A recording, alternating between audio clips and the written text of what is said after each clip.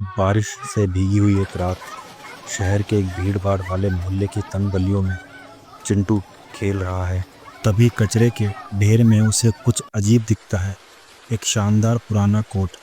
Coat किसी अमीर आदमी का लगता है, लेकिन अजीब बात यह है कि उस पर धूल नहीं बल्कि हल्की सी चमक है। वो हंसता है। कम से कम बारिश में भीगूंगा तो स्टाइल में भीगूंगा। वो कोट पहनता है, लेकिन जैसे ही वो जेब में हाथ डालता है, छन करके 1 रुपए का सिक्का निकलता है। वो चौंक जाता है। वो फिर हाथ डालता है, फिर 1 रुपए का सिक्का निकलता है। वो हंसता है, भागता है और दौड़ते दौड़ते कहता है, अब मैं रोज गोलगप्पे खाऊंगा। अगली सुबह से चिंटू रोज वही करता है। कोट पहनता है, जेब में हाथ डालता है, 1 रुपए का सिक्का निकलता है। दिन भर सिक्कों से छोटा मोटा सामान खरीदता है, कभी समोसे, कभी पटाखे, कभी बबलू भैया से टॉफियाँ। मोहल्ले वाले हैरान। अरे ये चिंटू अमीर कब हो गया? कहीं चोरी वोरी तो नहीं कर रहा है? चिंटू उन 1 रुपए के सिक्कों को सिर्फ खुद के लिए नहीं रखता।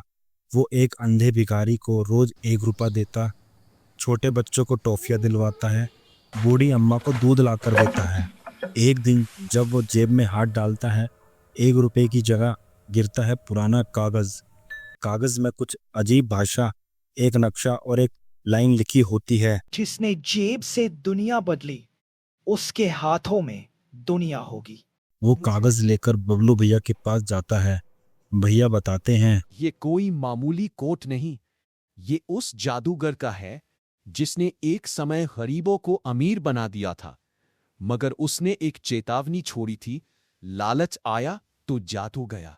मोहल्ले का लुटेरा टोनी भाई चिंटू की हरकतें देख रहा होता है।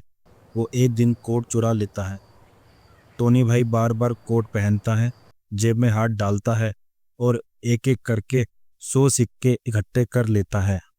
पर जैसे ही वो 100वीं बार हाथ डालता है, सब्सक्राइब कर लो यार।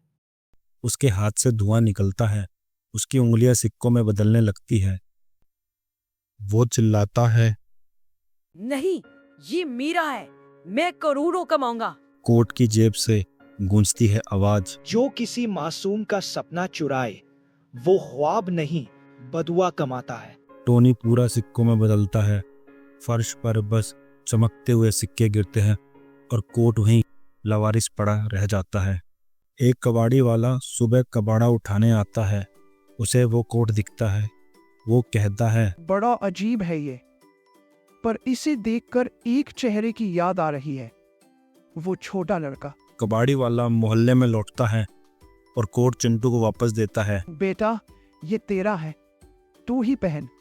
मुझे तो इससे अजीब सा डर लग रहा है, देख। चिंटू कोट को देखता है, उसके हाथ कांपते हैं। वो धीरे धीरे कोट को पहनता है, फिर जेब में हाथ डालता है। कोई सिक्का नहीं निकलता, बल्कि निकलता है एक आईना। आईने में वो खुद को देखता है, साफ कपड़े, मुस्कुराता चेहरा, आत्मविश्वास से भरी आंखें। अब चिंटू को कोई 1 रुपए का सिक्का नहीं मिलता, लेकिन उसके रास्ते खुद बनने लगते हैं। स्कूल के एक मास्टर जी उसे पढ़ाते हैं।